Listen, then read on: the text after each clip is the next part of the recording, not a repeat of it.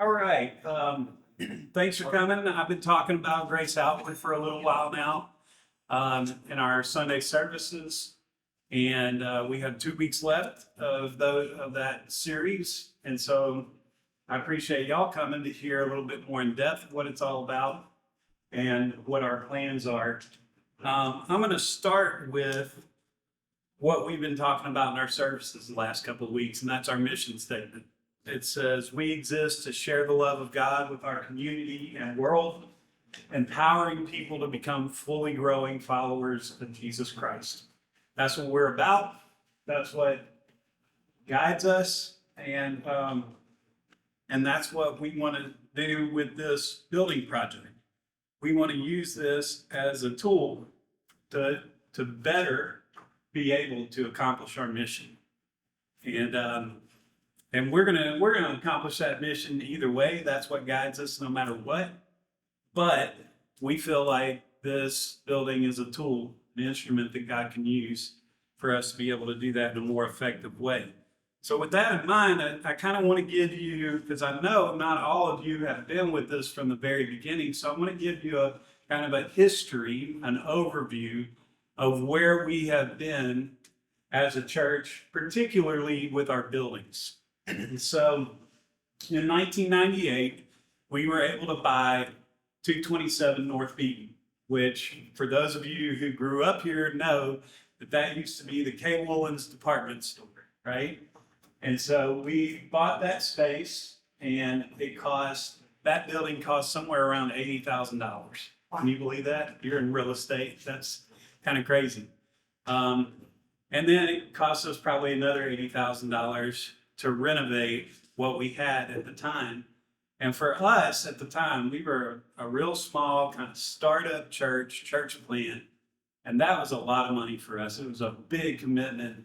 And we had a note that accompanied that we paid on for a long time. And it really was a good move, but it was a strain on the church for a long time. And if you jump ahead for a while, because back in those days, every wall we had, every piece of equipment we had, anything we had, it was just because the people of the church decided to come up there on a Saturday and build a wall, or, bring a piece of equipment they had in their attic so that we could have a sound system or something like that. You jump ahead, 12 years in 2010, that's when we really started to do some more serious remodeling on the church. And at that time, we remodeled the sanctuary, the second and third floors of that building for the youth and children's spaces. And that was a big deal for us. I mean, again, it was biting off at the time what felt like more than we could chew. But we felt like God had a plan for us, and we needed to take those steps in order to be able to share the love of God with our community and world more effective. In 2013, we busted into 219 North Beaton, which is that building right there. As soon as that awning ends, you can see that tan building. That used to be one of those payday savings and loan places, right? And I used to pray that God would give us that space. I used to walk out of there, and I'd see 4 people going in there to get a 60% interest payday loan.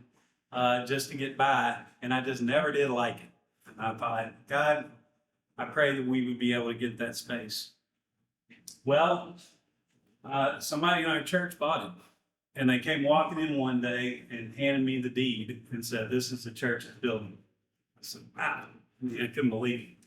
So we busted into there. We knocked a hole in the wall so that we could walk all the way around that first floor of the church, and we created a baby room and a toddler room.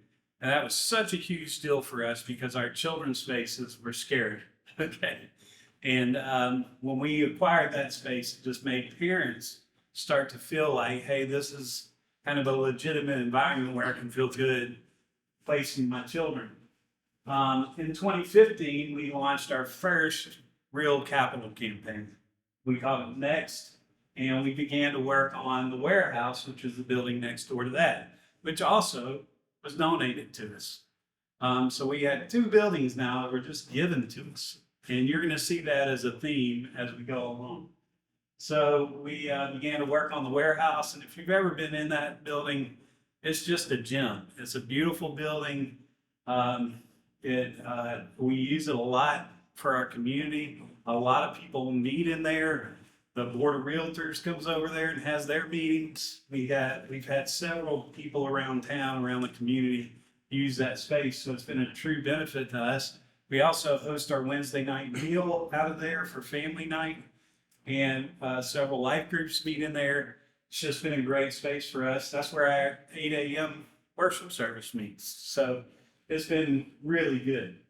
Along with that campaign, we were able to open the warehouse, and we were able to fully renovate this space upstairs in our church that we call the K Zone. That's for all of our elementary age children.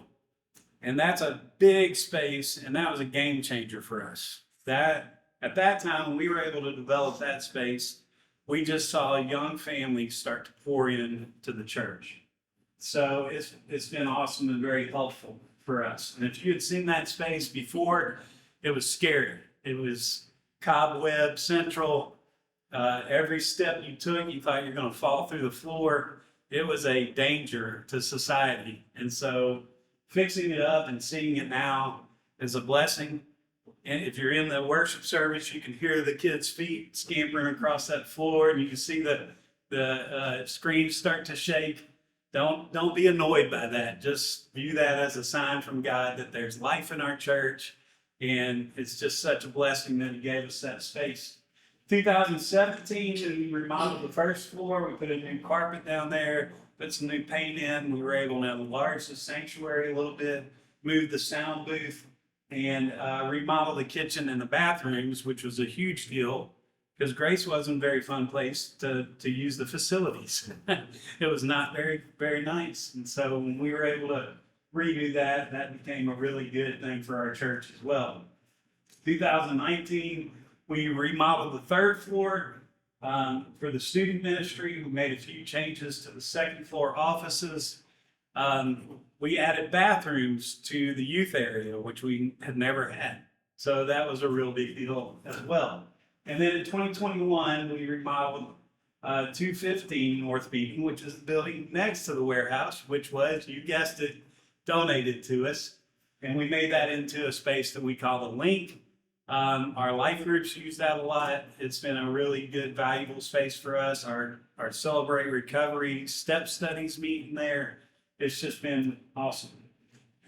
So here we are in 2024. And now the building next to the Link that we all know as the Compassion Corsicana building, that building has been given to us.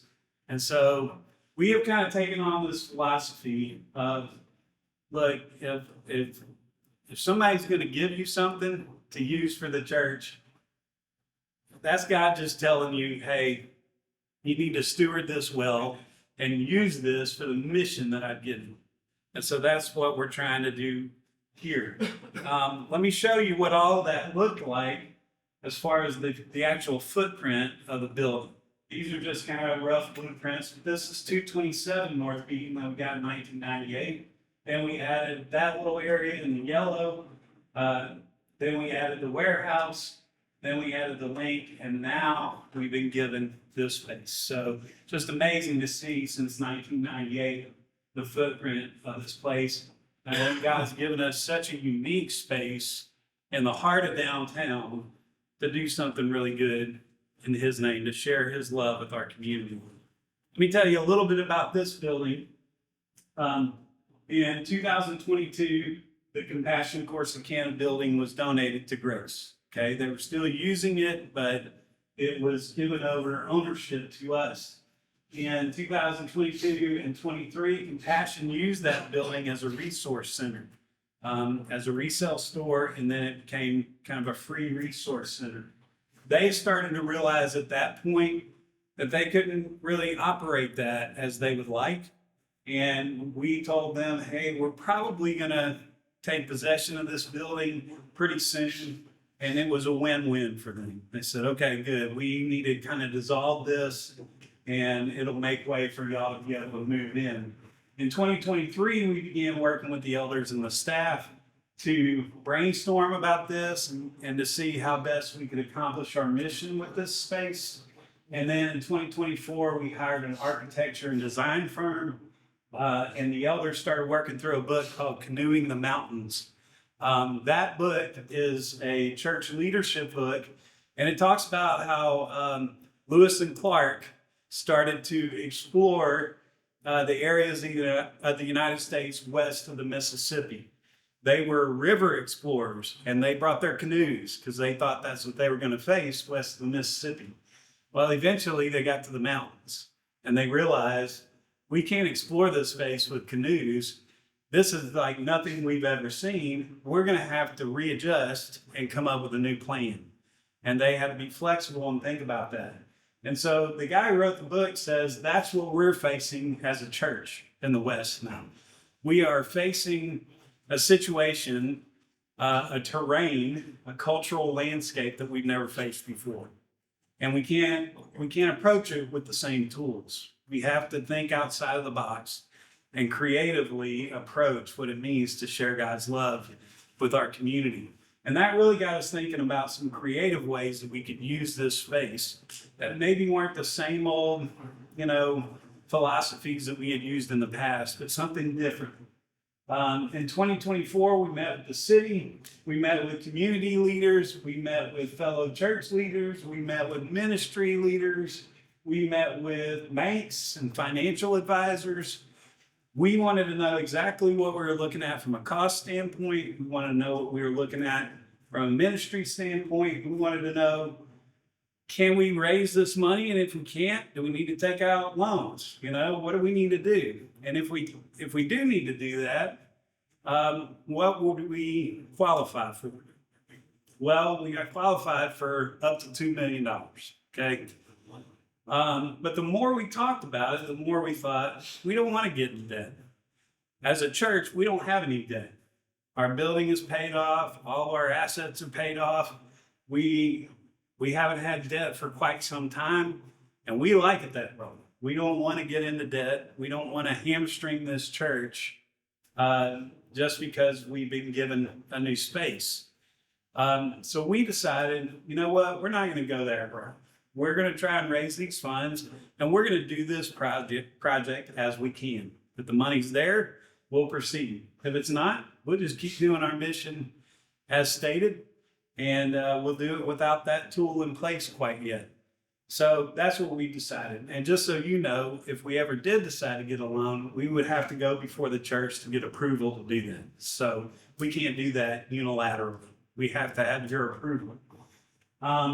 So that's kind of where we are today. Now let me get into kind of the meat of this vision that we have. The vision is really kind of born out of this passage. It's Isaiah 58:12, rebuild the ancient ruins, raise up the age-old foundations, and people will call you repairer of broken walls, restorer of streets to live in. This was written to the Jews in Isaiah, and they were doing all the religious stuff. They were fasting, they were praying, they were observing the Sabbath, they were making their sacrifices, and they went to God and said, in effect, what are you going to do for us? We've been doing all this for you. What are you going to do for us? And God says to them, again, this is a Steve translation, but he says to them basically, that's not the way this works. I'm asking you to fast and pray and observe the Sabbath and offer your sacrifices, not so that I will do something for you, but so that you will be sharpened and equipped and fortified to do the things that I've called you to do, so that you can help those in need and you can share God's love with your community and world. I'm asking you to do these things, not just as religious ritual, but I'm asking you to do these things so that you can be empowered to go and help others. And it really spoke to me because I started thinking, we do a lot of religious things, and sometimes we have the same attitude. God, I'm doing all this. I'm going to church. I'm tithing. I'm doing all this stuff. When are you going to do something for me? And I think maybe the right thing, the right way to look at this is God has called us to do those things so that he can sharpen and prepare us to do things for others. And so we got the idea really to build a building that will accomplish some of our inside goals for sure. But what really excited us was we wanted to use this building primarily for the community. We wanted to use it in a way that it wasn't just for us, but it was for others. So here is our project vision and mission. Our vision is to rebuild the Compassion Corsicana building, to raise up Christ followers, to repair parts of our existing space, and to restore lives. And the mission, like how we do that, is that we believe that God is calling us to launch and develop a space that both benefits our current congregational needs and helps us establish an exciting and much needed community presence downtown. The way that we want to do that is we want to call this building the porch. And the reason we want to call it that is because if you think about your own home, the living room, the kitchen, those are places for people who are inside. They're part of the family, or they're so close to you that they can just walk in. The porch is kind of for everybody. That's where everybody can hang out. That's where everybody can feel comfortable. That's where the people who may not feel comfortable coming inside the house yet can sit and chill and talk to you and enjoy a good time with you. And so that was the idea for us. Maybe we can build a space where people can hang out, enjoy, get a taste of what church can be. Maybe it's people who would never darken the doors of the sanctuary, but they might come into the porch and they might have a cup of coffee with you, and they might enjoy a conversation with you. And maybe it'll get them to see that, hey, church exists for us too, right? So as part of this project, what we're going to do is the upstairs of that space is going to be a leading edge youth space. We feel the need to relocate our youth space mainly because our children's ministry is growing. And we don't always have enough room in some of those classrooms for all the kids that we're getting sometimes. So we want to build a youth space that will shape memories and form character, build faith, and create fun. All the things that you would think of for student ministries. We also want to build a space that will accommodate our ever-expanding children's space. So we have a lot of kids coming. We have upwards of 100, sometimes upwards of 120 kids on a Sunday morning, and it's hard to place them all, And we get some groups that are like, you get your 5th and 6th graders. Well, they feel like they maybe don't belong with the 3rd graders anymore, And so this would give us a chance to expand them up into the current youth area, and it would give us a lot more room to grow with our children. So growth just this year at 9:30 is up 31%, and at 11 o'clock is up 24%. And that's not even fully up to date. Really, over the last month, we've seen a lot of growth in our church, and we've had more and more kids come as well. So it'll give us some room for growth, which we feel like we really need. It'll also give us a chance to create like a multi-purpose community hub on that first floor of this new space. That will be for like Sunday mornings, Wednesday nights, when we're having kind of our typical church programming type stuff. What we're finding really over the last 4 weeks, we've been over 200 in one of our services, and we hold about 280 in that room. 3 weeks ago, we had 263 in one of those services. So we had 20 chairs that were available to people, and they weren't like 20 chairs all in one spot. It was one here, and one here, and one here. And what we're finding is that we need a little bit of extra space to be able to see people. That's why we changed up some of the seating in the lobby, plan to put some TVs out there and have some overflow spaces. When we talked to the architects and the designers, what they were telling us is that people don't necessarily come to church anymore to sit in the sanctuary.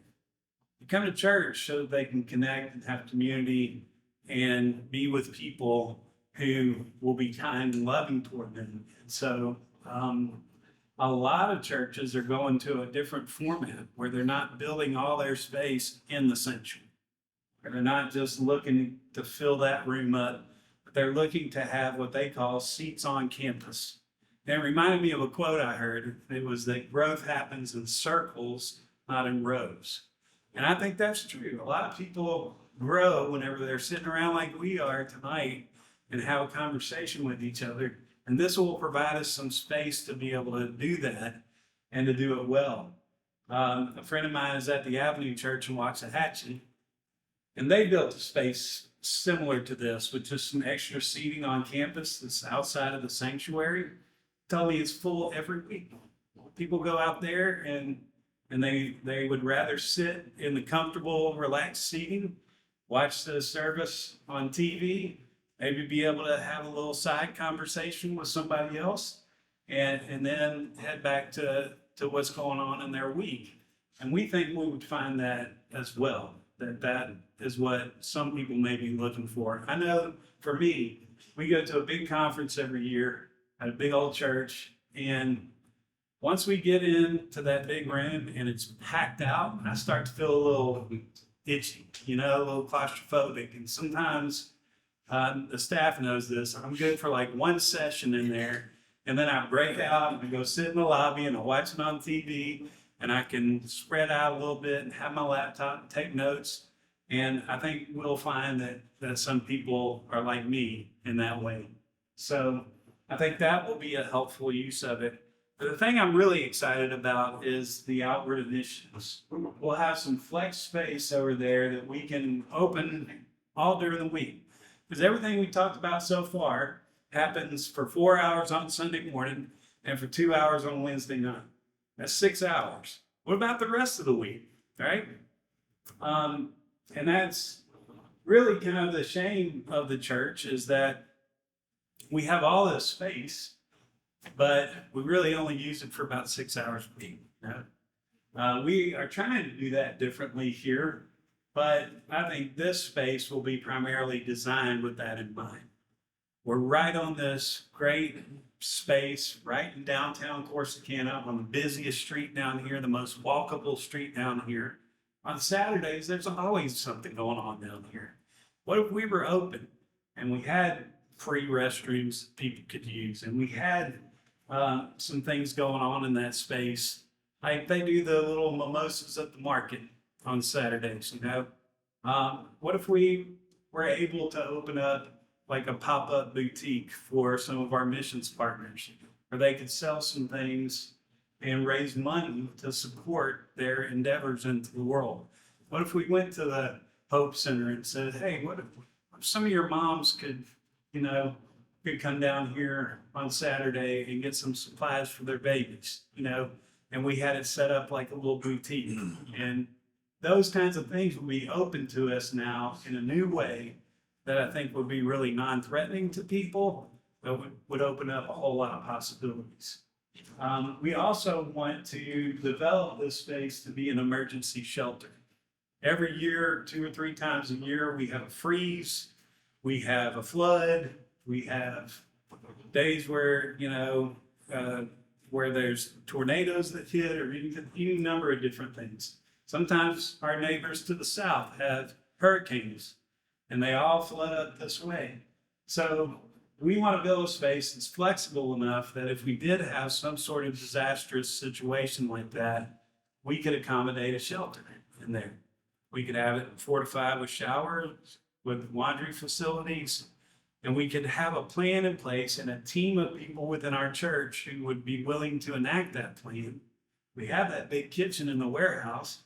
We could set up cots in this area. We could feed people out of that area, and it would really make an effective emergency shelter. We just have to develop the team to pull it off. And I think we could. I think that's the heartbeat of our church. I think people would love to do that. So right now, when something like that happens, we just all kind of scramble at the last minute and throw something together. Wouldn't it be nice if we said, hey, we're the place that is set up for this. We're ready to go. Let's do it here. I think that would really benefit our community in some super ways. So I think this positions us to do a whole lot of things outside of our normal activities that would really be helpful for this area and for this community. So that's kind of the idea that we're going to use for all of this. I want to introduce you to Houston Clark. If you don't know him already, Houston and his wife moved to this town how many years ago? August 2019. August of 2019, they moved here. They run a little venue outside of town called Purdon Groves. But before that, Houston and his brother started a company where they provided audio, visual, and lighting primarily for churches. And they did that all over the world. Some of the biggest churches that you've heard of, his company put in all those things. And so he's used to being a part of projects like this. And it just so happens that he moved to Corsicana and started coming to Grace. And we said, man, when we started thinking through this, we thought Houston would be the perfect person to help us in this project. So Houston is what we call an owner's rep for us. He is working with the architects and the contractors and our church to represent us and make sure that our wishes are carried out by those folks. So I wanted him to tell you a little bit about what that process has been like. And if you have any questions, you can ask him, right? Well, I'm really grateful to be doing this. So it's an exciting time for the church. I wanted to just briefly introduce the team that we have on the design and the build side, so you know them. We just preface, we looked high and low for a design team that we felt like would understand us, and then they helped us find a build team on the general contractor side that would understand what we're doing. So we had sort of three different needs or unique needs that's not typically seen in a church. The first is we needed someone who understood church, the building process and how churches operate. The second thing we needed is an organization that understood historic buildings. I think 211, which is 211 and 215 are the addresses of this building that we're going to be renovating. It was built in 1900, so 120 something years old. So we needed that understanding, especially around all the infrastructure pieces, making sure the building doesn't fall down or that it's going to be able to hold 100 and something children upstairs, things like that. And then the third thing was that they understood buildings that were used by the community, sort of service-oriented buildings. So both Conduit, who happens to be out of McKinney, Texas, their office is actually a beautiful historic building. So they've spent a lot of their time understanding that, as well as working with churches and others that service the community, serve the community. And this is just coincidence. The Ashton general contractor that we're using also has those three experiences in their background. So we partnered with them. We're in the process now of finalizing what's called schematic design, sort of what we're trying to build there. And from there, we'll move into what's called construction documents, which is, okay, this is where you put everything to meet the schematic or really conceptual design of what you want to do. So we're hopefully we'll be, depending on the money raised and where we are, we could be building as early as next spring. Yep. So now it's me. So I get to talk about the fun part, right? The numbers, the financial aspect of things, which is really interesting because I have two very financially minded individuals in the room. So no pressure. So let's talk the big number. So the big project, the whole project altogether is right at $3.7 million with the information that we have right now. We have $300,000 cash on hand, designated and allotted for this project. So that brings our capital campaign, what we are looking to raise through this project, to $3.4 million. That is a lot of money. We are very aware of that. And we've looked at lots of options in how best to do this. And one of the ways that we found best suits us is to phase this out. So before we get into all of the phases, I want to tell you that as we've had 5 different construction companies throughout our building, 4 different architecture groups through, 3 structural engineers. We've had lots of people in and out of our building and gotten lots of opinions and looked at lots of numbers, and they were all comparable numbers. And so that's how we came to this number. And we also figured out some things that no matter if we touch the porch or not, have to be fixed. So that is phase 1. So we have 4 phases, and that is, as of today, this is what we think these phases are. Now, we have a meeting at 10 a.m. tomorrow with the contractor and the architect, and they could tell us tomorrow that we're going to shift some things around in these phases. But as of right now, here are the phases. So phase 1 is $1 million. That means if we don't touch anything in the porch, we still have to spend this first $1 million. So as I said, we've had 3 structural engineers in our building, and we found out that our second floor, which happens to be our offices, specifically mine and Natalie's, are not structurally sound. It was a fun little fact that we learned. And he actually pointed at us and said, hey, that guy should not walk on that side of the second floor. So we were like, okay, noted, thanks. We did find out, though, it's an easy fix. So that was super exciting to hear. How many of you guys knew that we had an elevator in our building, in our main building, 227? It's hidden on the first floor. You can't see it. There's a wall in front of it. There's sheetrock in front of it. You can see it from the 2nd and 3rd floors. It's hidden because it doesn't work. That's in no way ADA compliant. And because we are doing so many renovations, that code has been triggered and that has to be brought up to code. Honestly, it needs to be brought up to code anyways. We need to have people accessible to all levels, especially if we're going to expand over to our children being over there. We don't want new mamas carrying all 47, bags and everything else up all those stairs. Let them use the elevator as well. Another fun fact, it looks like we have fire suppression in our buildings. We don't. They are not at all connected, and so we are going to have to come in and put fire suppression, both fire alarms and fire sprinklers in all 5 of our addresses. So the way our addresses work, that looks like 3 different systems. So we'll have one system that's the main building all the way through the warehouse, because you can access all of that at one time. So that's one.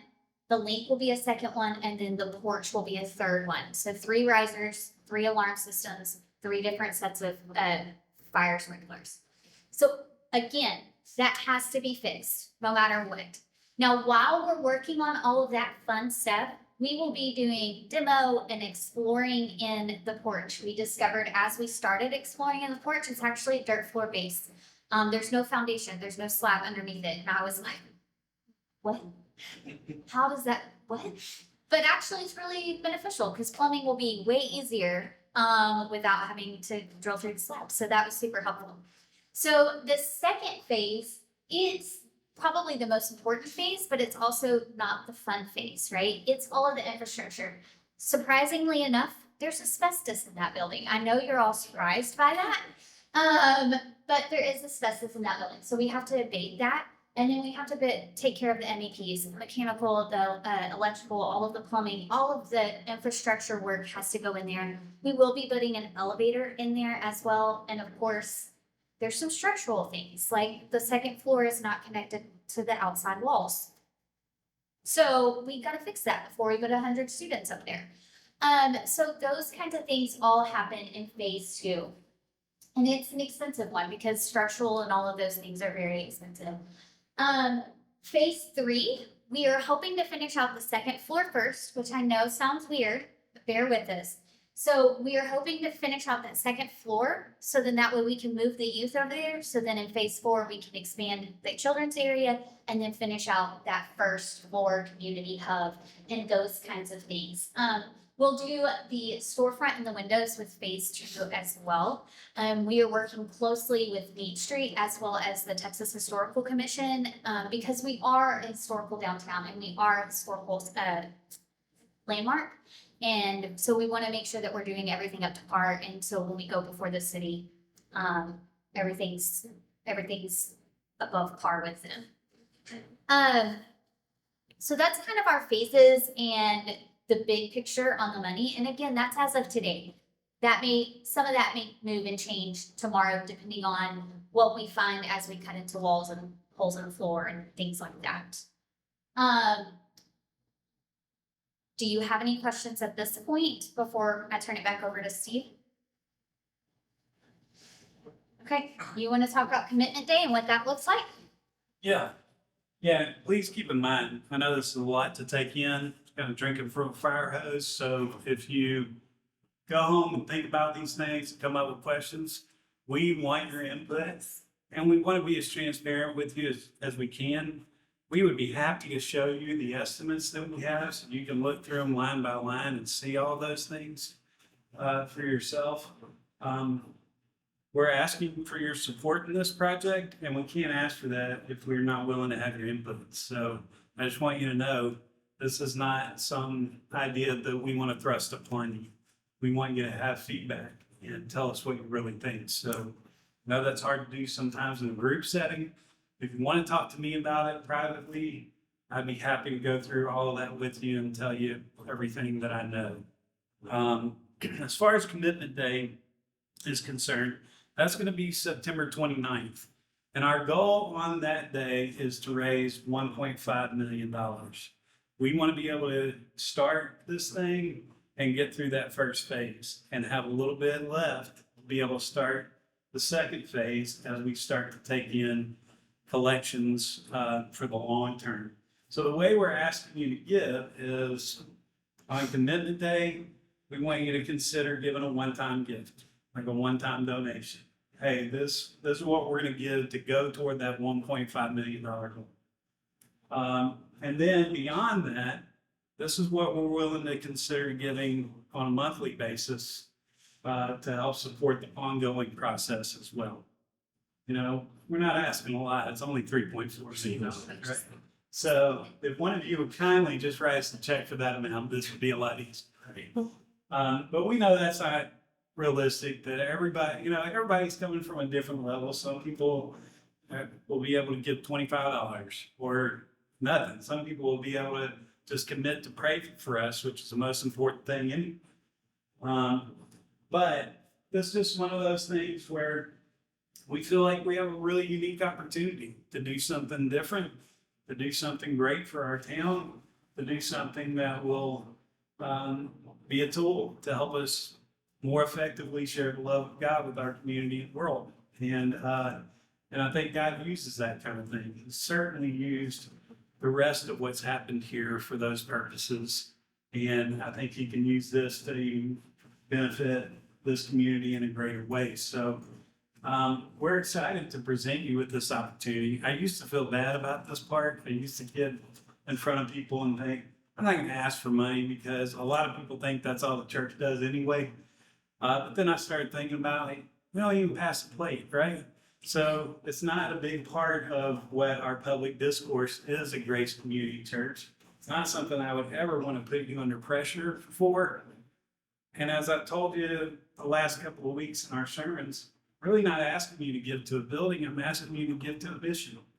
And we think this is a mission worth pursuing. And the fact of the matter is, all of us have a couple of decisions to make anytime we choose to spend money. The decision is, this is what I want or what I need. And as a result of that, if I'm going to buy what I want or what I need, I'm going to sacrifice some other things in the process, right? If I want to buy these new clothes, I'm going to maybe go without eating out for a month, If I'm going to, dove season just happened, maybe I want to go hunt for a little while. If I'm going to buy a new gun and some shells, I might not be able to go to the movies, for a month or something.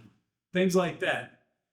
So we all make those kinds of decisions on a regular basis, and it should be no different with this.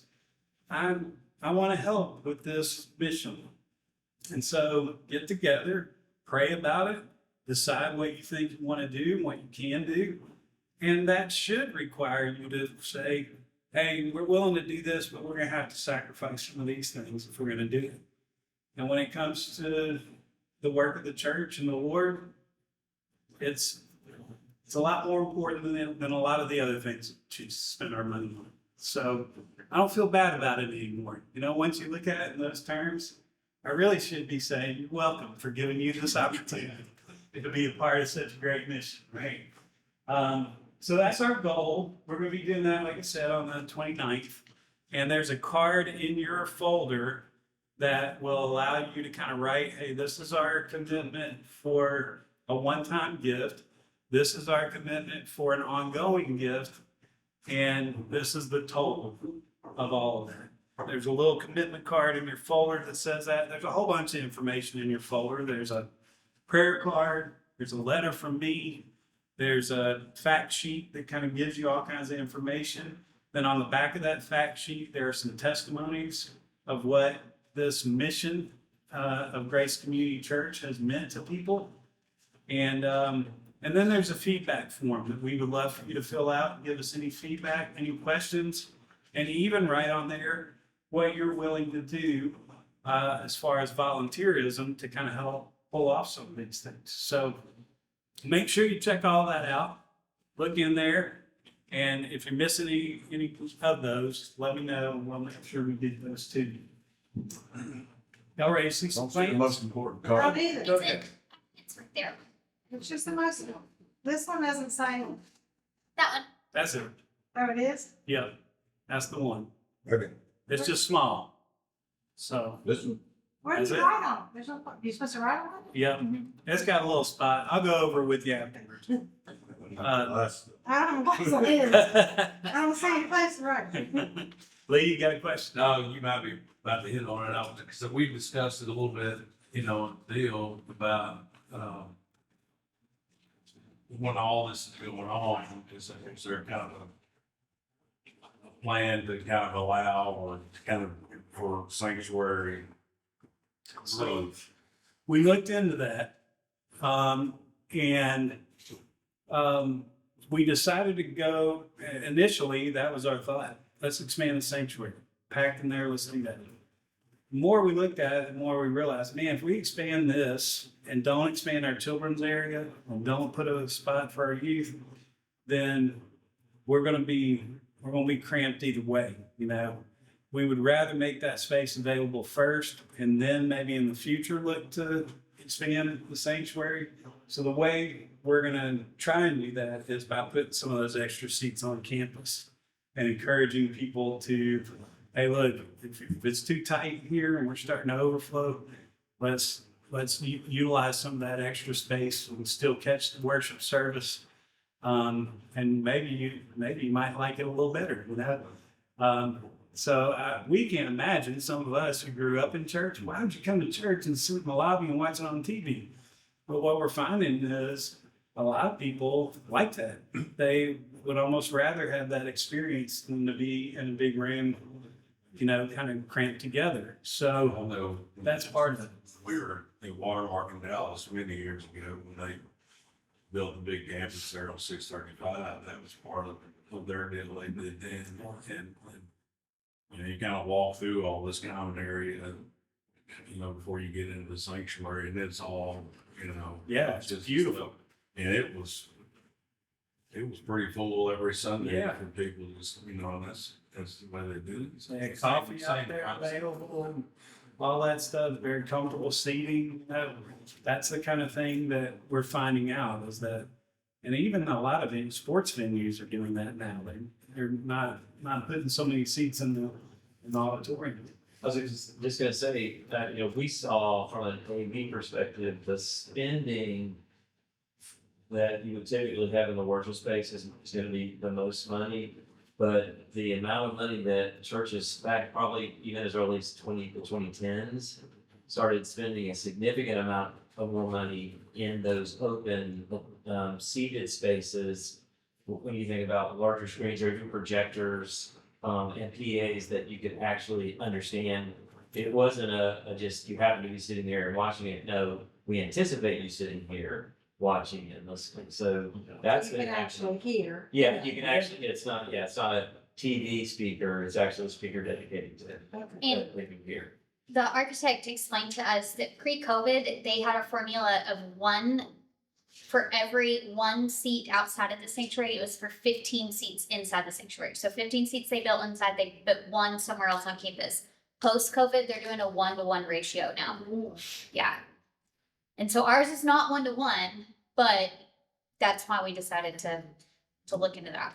When you think about it, COVID almost trained people for that because for months they sat at home and watched it on TV and weren't able to come into the worship space. And some people, that's not as foreign to them as it used to be. So part of the reason we're doing that is we'd rather have usable space throughout the week that we can share with our community. And if we just expand the sanctuary, that's just for us, really. And so we want to expand some space that we can keep open, keep available. We have a great worship team. We could have Shane and some of them go in on a Friday evening and do some live music and leave that space open. And the way our downtown is now, people will come in and enjoy that and be a part of that. So we have a lot of ideas on how we can utilize that space. And I can't wait to tell you about some of those, but that was basically the thinking. There's two questions that a lot of people have. Why don't we expand the sanctuary? And hopefully we've addressed that one a little bit. And then the second one is, we're going to spend all this money. Why don't we just build a new church somewhere, where we're not landlocked and we're not stuck in here. And that one's a lot easier to answer because we have, I think I counted it up, we have like 56,000 square feet in that building and all the floors and everything else. If we were to build a comparably sized space, you got to think we have to buy the land that would accommodate it. We'd have to develop parking. We'd have to make sure it was ready for water and electricity. And then we'd have to build a structure. And I'm thinking just with a metal structure, nothing that was even fancy, we're already looking at about $20 million. At least, probably more than that right now. So this is by far the most economical use of our space that we can have. Kind of like a car. The cheapest car you have is the one you own. A lot cheaper to fix it than it is to buy a new one. And that's kind of how we feel about our church. So we want to do this well, and we want to do it within our means. And so we feel like this is the best option. Let me show you some plans. These are very preliminary. Yeah. Like we got 4 different sets of them today. Okay, 4 different variations of this because Is it the same width it's the as same. okay. Thanks. No, Wait, no. I'm sorry. It's double. It's bigger. It's Okay. double, so it's the same width. If you were to take the warehouse and the link and take the wall out in between, Exactly. that's how big it is. And we'll take you over there whenever this is over. We can take you over there and walk you around. Those, Yeah. those were two. That's 2 buildings. floors. They were originally 2 buildings. Okay. It's now 1. Yeah. So one thing we noticed, this is the front entrance. One thing we noticed is that these are pulp posts that run down the middle of this building. That's where there was once a wall, right? And there's support. Can't really do anything about those unless we're really willing to kind of totally re-engineer the building. So we have to add another point of egress. So we have to add another stairway. That's what this is. There's one already back here. Has to be a certain distance from that one in order for it to be approved by code. You can see there's a variation of kind of soft, informal seating and tables, a funky little couch right here, that kind of thing for people to sit, relax, fortified in place with TVs so that we can live stream our service in here. And then during the week, we can utilize those for other things. I know this looks kind of strange, but this is based on a picture that I saw of a play area, a soft play area. It's supposed to look like stacked logs that kids can play on, it's soft and everything. We'll show you a picture of that here in a second. Around one of these posts, there's some kind of creative seating kind of built in there. We've already determined that we want to move some of this around, but this is just an idea of what it could be like. We want to make sure that we put a little soft play area in there so that, we're gonna keep this open during the week. It'd be a great place for young mothers to come together with their children and be able to have a cup of coffee with another adult while their kids are occupied on something that they can't break, right? So we want to make sure that that's available. We also want to make sure that some of this seating is available, just like in here. So there's somebody, there are a lot of people who work from home now.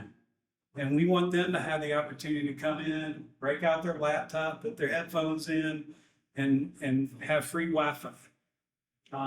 We want to have a little break bar back here that we can serve coffee from and have those kinds of things available.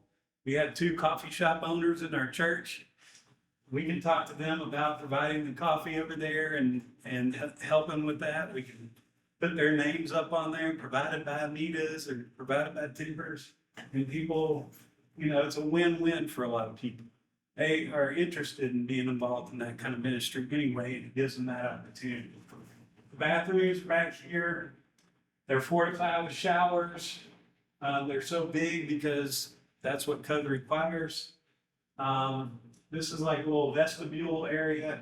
Let's say, I think another cool thing about this is it could offer us the opportunity that if somebody has some sort of disastrous situation, but maybe it's not a citywide situation, maybe there's somebody's house flooded, somebody's house caught on fire, and Red Cross can call us and say, we've got a displaced family, they need an afternoon to stay somewhere and get a shower and be able to do their laundry.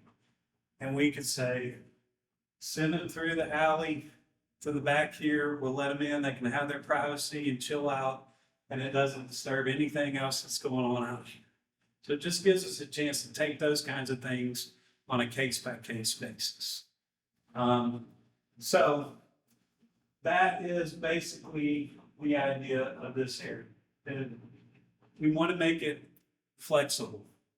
So, like I said, if we were ever to do the shelter, all of this stuff would be moved into storage. We'll lay out cots in here, and we would be ready to go. You know, so any questions about that? These are just the possibilities for what we can do in there. We like this space because it's comparable in size. It's almost the same size, just a panoramic view. But you can see there's casual seating here, there's tabletop seating here, there's a bar here. Same thing over here. This one has a little fireplace in it. You know, it's going to be a very comfortable place for people to sit, visit, connect. You can have a book club in there. You can have a Bible study in there. You can do whatever you needed to in there.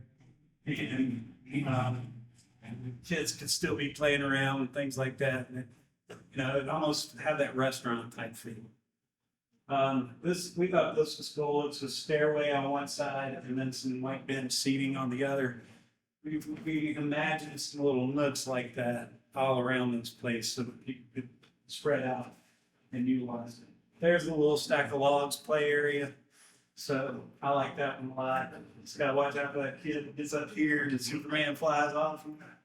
But I like that. There's some other pictures of that same space we were just looking at. That's the kind of feel we want in there. Just a comfortable feel that you could invite people into and they wouldn't feel weird like, oh, I'm scared, I'm going into a church. You're like, no, under the porch. Let's hang out. Be good. There's a little mezzanine floor over there, kind of toward the back. We would make that into some office space, some open workspace, a little bit of storage. There's the elevator coming up through there. Again, that may shift around a little bit, but that's an idea. And then the third floor would be that youth area. They would have, we basically use this stairway as youth access. Come on up here. Don't go all the way through that bottom floor room. Just come on up here, go to your youth area, and here's the formal seating stage. Here's some hangout seating, and then here's games like we have up there now. Pool table, ping pong table, some of those things. So bathrooms in there. We would envision some sort of staging like that up there, and then we like this picture not necessarily because of the colors, but there's soft comfortable seating here, informal. There's formal seating over here, and then there's your kind of game, kind of activity areas back there. Basically, what you would hope for in a youth space. So, there's going to be volunteer opportunities with this, especially for the emergency shelter aspect of it. So we would love to sign you up for that if you're interested. Some people just love that kind of thing. You could see themselves doing that. Hey, if we ever get an ice day, you're not gonna have to work anyways. You may as well come up here and help some people, right? Slip slide all the way up here and let's do it. All right. Make sure you're praying for us, regardless of what you can give or can't give. The building team, the contractors and designers and architects, all of them, the future of our church, the people we're going to encounter through this project, the rebuilding, the raising up, the repairing, the restoring. You know, that's ever since we've been down here. I know when I first got it, the front of our building wasn't finished. We were a little bit of a blight on this block, just to be honest with you. It wasn't finished out. It looked really undone. People didn't know quite who we were or what we were up to. It wasn't like it is today where you can look in the windows and see life happening. It was kind of a dilapidated, rundown old building. And it just so happened to be a beloved building to many people in this town because of Kay Woods. And they were like, we don't know about this Grace Church. Well, when we did that next campaign, we were able to fix all that. We had to go work with the city through that. And I worked with Melinda Vell. She was, the Main Street director at the time. And we had a good relationship. She asked me to be on the Main Street board. We developed a good friendship.